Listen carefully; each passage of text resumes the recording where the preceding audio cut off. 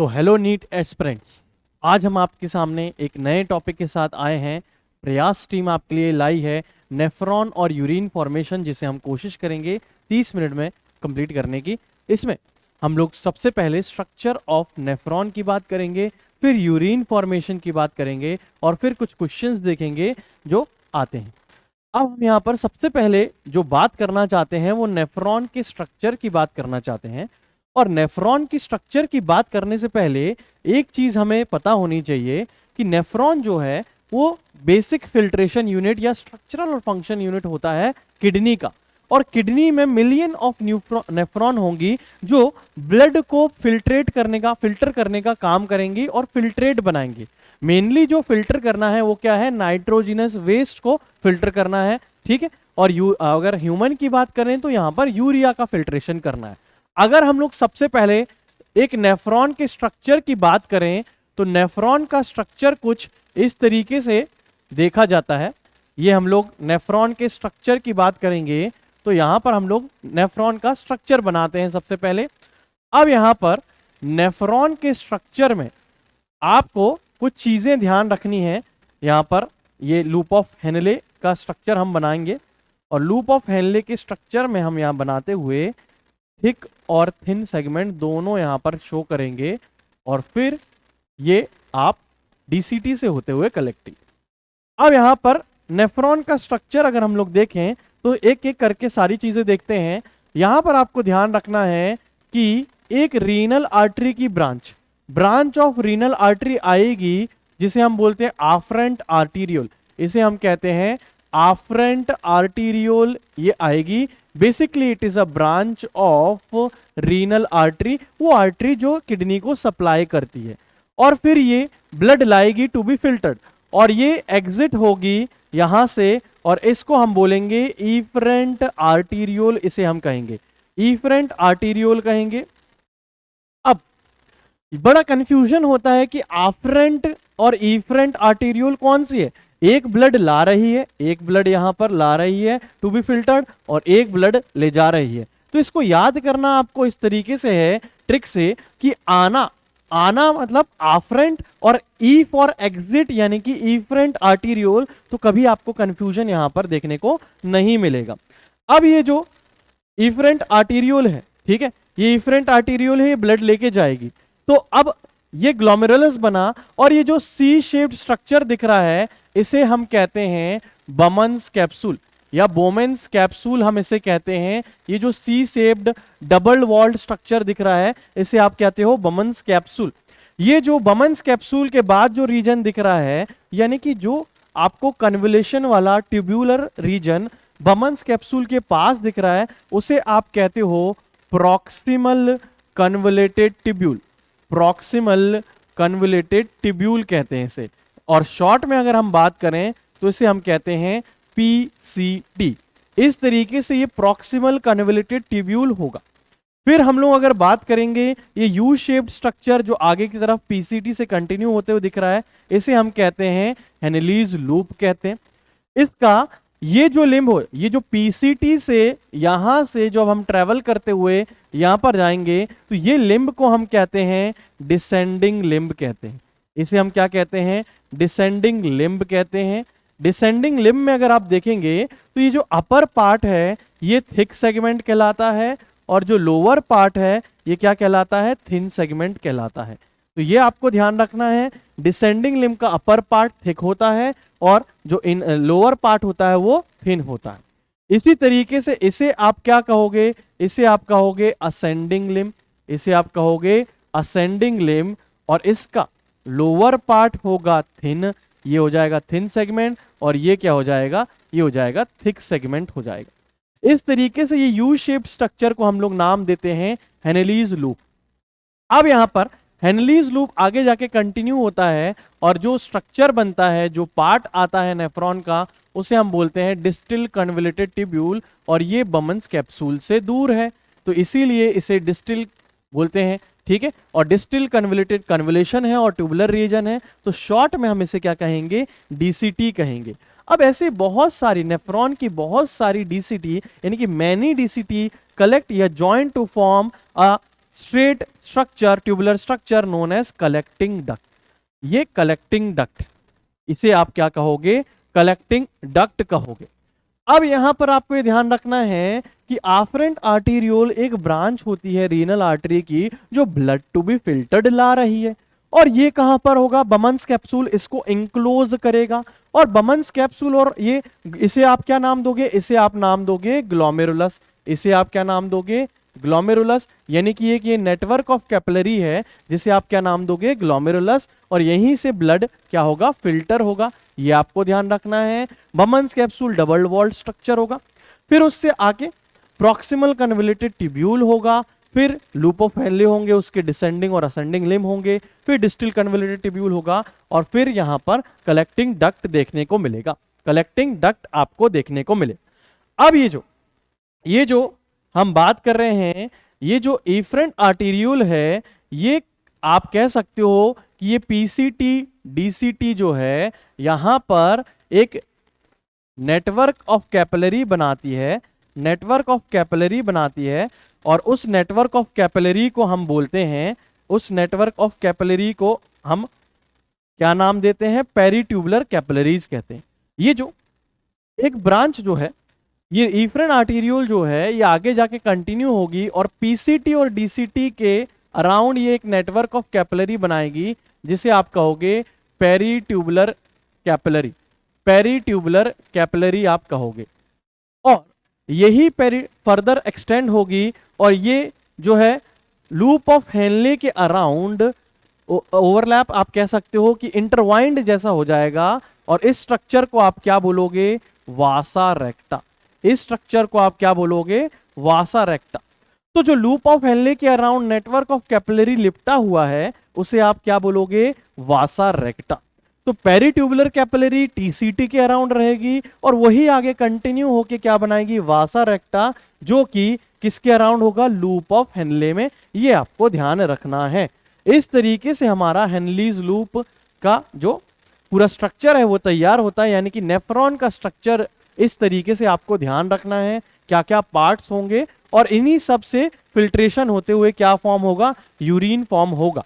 तो अब हम लोग जो है एक एक कर करके यहां पर देखते हैं कि किस तरीके से यूरिन फॉर्मेशन होता है। तो अब हम लोग स्टार्ट करते हैं यूरिन फॉर्मेशन। यूरिन फॉर्मेशन की अगर हम लोग बात करें तो यूरिन फॉर्मेशन में 3 स्टेप होते हैं। ये आपने पहले भी पढ़ा होगा कि यूरिन फॉर्मेशन में पहला फिल्ट्रेशन होगा, फिर रीअब्जॉर्प्शन होगा, फिर ट्यूबुलर सिक्रीशन होगा, तब जाके यहां पर यूरिन तैयार होता। अब यूरिन फॉर्मेशन की बात करें तो यूरिन फॉर्मेशन को समझने के लिए कुछ इस तरीके से हम समझते हैं यूरिन फॉर्मेशन को और देखते हैं यहां पर कैसे यूरिन फॉर्मेशन होगा। यूरिन फॉर्मेशन के लिए हमें अब यहां पर पहले एक बेसिक सा नेफ्रॉन हम बना लेते हैं और फिर यहां पर एक हम कैपिलरी बना लेते हैं, कैपिलरी बना लेते हैं। अब ये जो ब्लड है, ब्लड आया, कौन लाया? आफरेंट आर्टीरियोल यानी कि रीनल आर्टरी की ब्रांच, और क्या बनाया? ग्लोमेरुलस। ग्लोमेरुलस से यहां पर ये ब्लड फिल्टर होगा, नाइट्रोजनस वेस्ट फिल्टर होगा, और उस प्रोसेस को आप क्या नाम दोगे? अल्ट्रा फिल्ट्रेशन बोलोगे या बोलोगे ग्लोमेरुलर फिल्ट्रेशन। ग्लोमेरुलर फिल्ट्रेशन बोलोगे उसे या अल्ट्रा फिल्ट्रेशन बोलोगे यहां पर। और उसमें कौन मदद करेगा? ग्लोमेरुलस और बमन्स कैप्सूल यानी कि मेल्पीजियन बॉडी, यहां पर फिल्ट्रेशन होगा, ब्लड फिल्ट्रेशन होगा। और यहां पर अब क्या तैयार हो जाएगा? फिल्ट्रेट तैयार हो जाएगा। ये जो फिल्ट्रेट है इससे कुछ चीजें क्या की जाएंगी? रीअब्जॉर्ब की जाएंगी, रीअब्जॉर्ब की जाएंगी। और कुछ चीजों यानी कि सेलेक्टिव चीजों का रीअब्जॉर्प्शन होगा। तो इस प्रोसेस का नाम होगा सेलेक्टिव रीअब्जॉर्प्शन। ये कहां से कहां होगा? ये होगा फिल्ट्रेट टू ब्लड, ये होगा फिल्ट्रेट टू ब्लड। ये आपको ध्यान रखना है।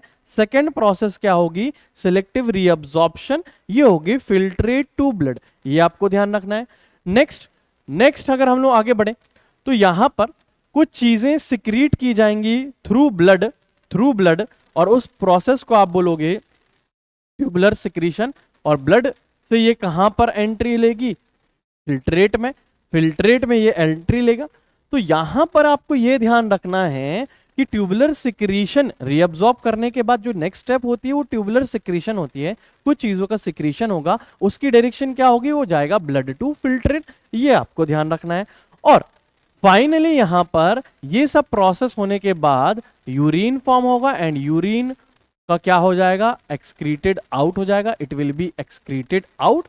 और ये जो हमारा ब्लड जो है ये तो इस तरफ जाएगा, ठीक है, ये तो बॉडी में आना है, ये क्या जाएगा, ये तो ब्लड तो क्या है बॉडी में आएगा, तो जो फिल्ट्रेट था वो यूरिन बन जाएगा, ठीक है। और इस तरीके से यूरिन फॉर्मेशन की स्टेप होती है, ये आपको ध्यान रखना है। और एक एक करके हम ये सारी स्टेप अब देखते हैं कि कैसे यहां पर यूरिन फॉर्मेशन होगा, इनको थोड़ा सा डिटेल में हम समझने की कोशिश करते हैं। चलिए अब एक एक करके हम ये स्टेप समझते हैं यूरिन फॉर्मेशन का। सबसे पहला जो स्टेप है वो हमें याद रखना है, वो है ग्लोमेरुलर फिल्ट्रेशन। ग्लोमेरुलर फिल्ट्रेशन होगा यहां पर, इसे हम नाम देते हैं अल्ट्रा फिल्ट्रेशन। इतना बारीकी का फिल्ट्रेशन होता है इसलिए हम इसे नाम क्या देते हैं, अल्ट्रा फिल्ट्रेशन भी देते हैं। अल्ट्रा फिल्ट्रेशन यानी कि ग्लोमेरुलर फिल्ट्रेशन की बात करें तो यहां पर ब्लड फिल्टर होगा, और अच्छे से अगर हम लोग बात करें तो यहां पर ब्लड का प्लाज्मा फिल्टर होगा। प्लाज्मा फिल्टर होगा और क्या तैयार हो जाएगा, यहां पर फिल्ट्रेट तैयार हो जाएगा। अब प्लाज्मा में तो बहुत सारी चीजें होती हैं, तो क्या सभी चीजें फिल्टर होंगी, नहीं, सब कुछ फिल्टर होगा, लेकिन यहां पर प्रोटीन नहीं मिलेगा। मतलब ये जो फिल्ट्रेट है, filtrate is equal to plasma minus protein, इसीलिए फिल्ट्रेट को आप प्लाज्मा माइनस प्रोटीन यानी कि प्रोटीन लेस प्लाज्मा भी आप कह सकते हो। ये फिल्ट्रेशन कैसे होगा, ग्लोमेरुलस से होगा। ग्लोमेरुलस ने क्या दिया, ब्लड दिया, और ये ब्लड टू भी क्या है, फिल्टर्ड है। कहां पर दिया, बमन्स कैप्सूल। अब ये बमन्स कैप्सूल को समझते हैं। बमन्स कैप्सूल को देखें तो ये एक डबल वॉल्ड स्ट्रक्चर है, ठीक है, डबल वॉल्ड स्ट्रक्चर है, कप लाइक स्ट्रक्चर है, ठीक है। इस तरीके से ये बमन्स कैप्सूल है यहां पर, ठीक है, एक रफ डायग्राम बना के हम समझते हैं। और यहां पर क्या है, ग्लोमेरुलस है, ये ग्लोमेरुलस है, यहां से ये फिल्ट्रेट होगा, ये डबल वॉल्ड जो है ये आपको ध्यान रखना है। और जो ये वाली जो वॉल है इसको कैसे फिल्ट्रेशन में काम आती है ये भी हम लोग देखेंगे। अब हम लोग को ये फिल्टर के बारे में पढ़ना है, तो हम यहां पर देखना चाहते हैं फिल्ट्रेशन मेम्ब्रेन जो होगी, फिल्ट्रेशन यूनिट जो होगी वो कैसे होगी। फिल्ट्रेशन मेम्ब्रेन या लेयर की बात करें, मेम्ब्रेन या लेयर की यूनिट की बात करें तो ये 3 लेयर से बनी हुई है। सबसे पहले एंडोथीलियम की बात करेंगे। एंडोथीलियम किसका, ग्लोमेरुलस का, एंडोथीलियम ऑफ ग्लोमेरुलस यानी कि कैपिलरी का, ये आपको ध्यान रखना है। तो सबसे पहले लेयर जो आ गई हमारे पास वो क्या आ गई, ग्लोमेरुलस की लेयर आ गई, ये आ गई हमारे पास ग्लोमेरुलस की लेयर आ गई, ये हमारे पास, ठीक है। ये काफी पतली होगी, एंडोथीलियम यानी कि स्क्वैमस एपिथेलियम की बनी हुई है। इसके बाद जो है यहां पर क्या आएगा, ये नेक्स्ट मेम्ब्रेन, इन दोनों के बीच में पहले ये वाली मेम्ब्रेन होगी, फिर यहां पर होगा बमन्स कैप्सूल की वॉल, बमन्स कैप्सूल, ठीक है, बमन्स कैप्सूल की लेयर आएगी, वॉल आएगी, और इन दोनों के बीच में क्या आएगा, बेसमेंट मेम्ब्रेन आएगा, ये आपको ध्यान रखना है। अब देखते हैं ये कैसे काम करेगा। ये हो गया आपका बमन्स कैप्सूल, हो गया। अब बमन्स कैप्सूल को हम और डिटेल में देखेंगे, ठीक है। और बीच में क्या हो गया, ये हो गया बेसमेंट मेम्ब्रेन हो गया। इस तरीके से ग्लोमेरुलस हो गया, बेसमेंट मेम्ब्रेन हो गया, और ग्लोमेरुलस बमन्स कैप्सूल की वॉल हो गई। तो इन्होंने क्या बना लिया, फिल्ट्रेशन मेम्ब्रेन या फिल्ट्रेशन यूनिट बना लिया। अब हम लोग यहां पर ये देखते हैं, ये बमन्स कैप्सूल में एक स्पेशल टाइप ऑफ सेल होते हैं जिसे आप क्या बोलते हो, पोडोसाइट। इन्हें आप क्या कहते हो, पोडोसाइट कहते हो। पोडोसाइट एक स्पेशल टाइप ऑफ, इसकी एपिथेलियम में एक स्पेशल टाइप ऑफ सेल होंगे और ये फिल्ट्रेशन में मदद करेंगे। कैसे, ये अरेंज होंगे सच एन इंट्रिकेट मैनर कि इनके अरेंजमेंट से यहां पर आपको क्या देखने को मिलेगा, स्लिट, फिल्ट्रेशन स्लिट या पोर्स देखने को मिलेंगे जो क्या करेंगे, फिल्ट्रेशन में मदद करेंगे। तो ऐसे ही पोडोसाइट जो है यहां पर इस तरीके से अरेंज होगा कि जैसे छन्नी में जो होल्स होते हैं वैसे यहां पर स्लिट्स या पोर्स बन जाएंगे, और इन पोर्स से ब्लड क्या हो जाएगा, फिल्टर होने का काम करेगा। इन पोर्स से ब्लड क्या होगा, फिल्टर होगा। और यहां पर अब इसको, इस फिल्टर्ड ब्लड को हम क्या नाम दे देंगे, फिल्ट्रेट नाम दे देंगे। फिल्ट्रेट नाम दे देंगे तो ये हमारा फिल्ट्रेट तैयार हो गया, ये हमारा फिल्ट्रेट तैयार हो गया। तो इस तरीके से यहां पर ये फिल्ट्रेशन का काम होता है, ये मेम्ब्रेन होती है। कैसे होता है ये आपको ध्यान रखना है, और फिल्टर में क्या नहीं पाया जाएगा ये आपको ध्यान रखना है। क्वेश्चन पूछा जाएगा डायरेक्ट तो हम आंसर दे सकते हैं। अब यहां पर कुछ जानकारी हमें और चाहिए, कुछ जानकारी हमें और ये चाहिए कि ये जो ब्लड है, ये जो ब्लड फ्लो कर रहा है, क्या इसके पीछे कोई प्रेशर है? तो बिल्कुल कोई प्रेशर है। तो आप बोलोगे जो ग्लोमेरुलर कैपिलरी का ब्लड प्रेशर होगा वो इसके लिए रिस्पॉन्सिबल होगा। ग्लोमेरुलर कैपिलरी ब्लड प्रेशर यहां पर ये फिल्ट्रेशन करेगा। अब ये फिल्ट्रेशन कितना होता है ये भी हमको जानकारी रखनी है, इस फिल्ट्रेशन की याद रखें। अब इसका हमको मतलब कितना बनता है ये आपको, या पहले हम लोग बात करते हैं कितना ये फिल्टर होता है। तो हमें ध्यान रखना है ये फिल्ट्रेट जो होता है वो क्या होगा, 1100 से 1200 ml पर मिनट यहां पर ये फिल्ट्रेशन होता है। ठीक है, ये 1100 से 1200 पर ml ब्लड आता है, ठीक है, पर मिनट आता है to be filtered, blood to be filtered आता है। रीनल ब्लड फ्लो कितना है यहां पर ये आपको ध्यान रखना है। तो 1100 से 1200 ml पर मिनट यहां पर ब्लड आता है टू बी फिल्टर्ड, ये आपको ध्यान रखना है।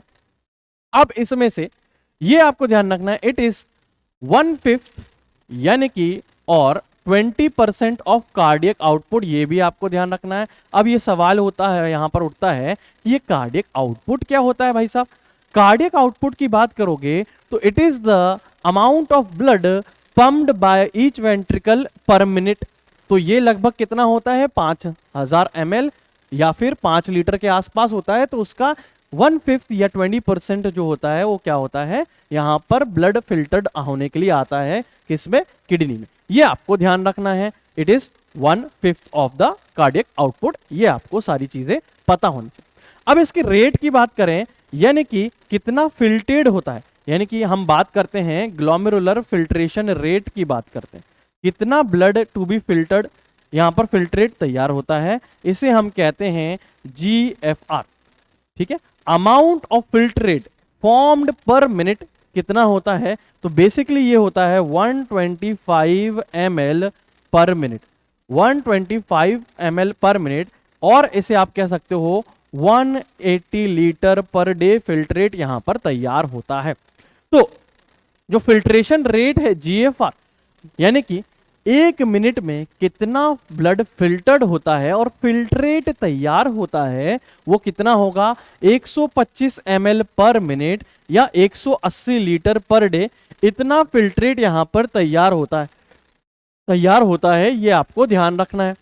तो ग्लोमेरुलर कैपिलरी ब्लड प्रेशर ये फिल्ट्रेशन के लिए रिस्पॉन्सिबल होता है। ब्लड कितना आ रहा है, 1100 से 1200 ml पर मिनट, जो कि क्या है 1/5 या 20% है किसका, कार्डियक आउटपुट का, यानी कि हार्ट के वेंट्रिकल से पर मिनट कितना ब्लड पंप हो रहा है वो आपको ध्यान रखना है, उसका 20% है या 1/5 है।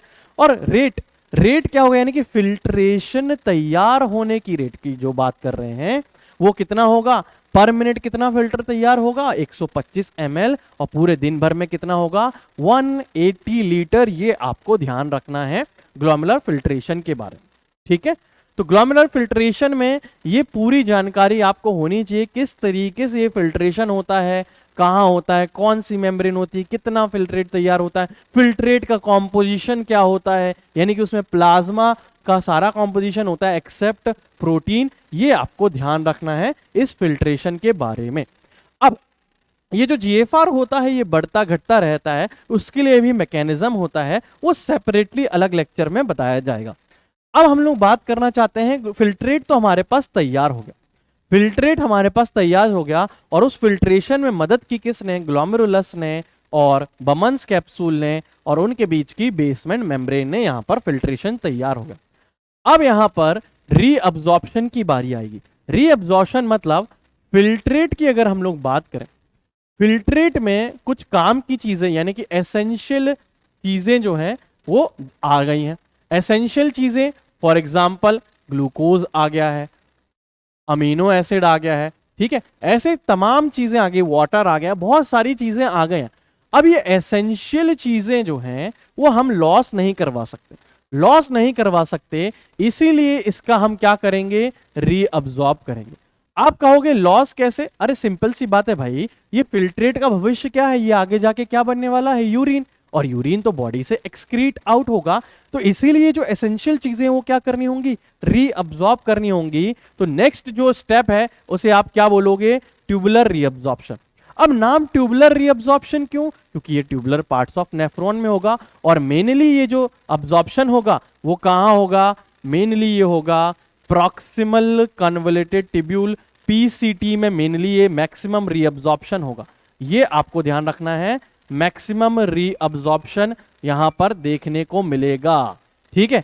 और इस मैक्सिमम रीअब्जॉर्प्शन में जो यहाँ की एपिथेलियम होती है वो मदद करती है, और यहाँ पर जो एपिथेलियम होती है वो ब्रश बॉर्डर यानी कि माइक्रोविलाय होते हैं इस एपिथेलियम में, क्यूबॉइडल एपिथेलियम में, तो इसीलिए अपीयरेंस कैसा आता है, ब्रश बॉर्डर एपिथेलियम आता है। ये सेपरेटली बताया जाएगा जब पार्ट्स ऑफ नेफ्रॉन के फंक्शन हम अलग से पढ़ेंगे। अब यहां पर हमको ये पता चल गया ट्यूबुलर, इसका मतलब क्या पीसीटी में ही होता है? ऐसी बात नहीं है, डीसीटी में भी होगा, ठीक है, और कुछ हद तक सीडी में भी होगा, कलेक्टिंग डक्ट में कंडीशनली होगा, लेकिन जो सबसे ज्यादा हम बात करते हैं वो पीसीटी की बात करते हैं। अब यहां पर ये रीअब्जॉर्प्शन होता है, ये दो तरीके से रीअब्जॉर्प्शन हो सकता है। रीअब्जॉर्प्शन दो तरीके से हो सकता है, एक्टिव रीअब्जॉर्प्शन भी होगा कुछ चीजों का, और कुछ चीजों का क्या होगा, पैसिव रीअब्जॉर्प्शन होगा, ये आपको ध्यान रखना है।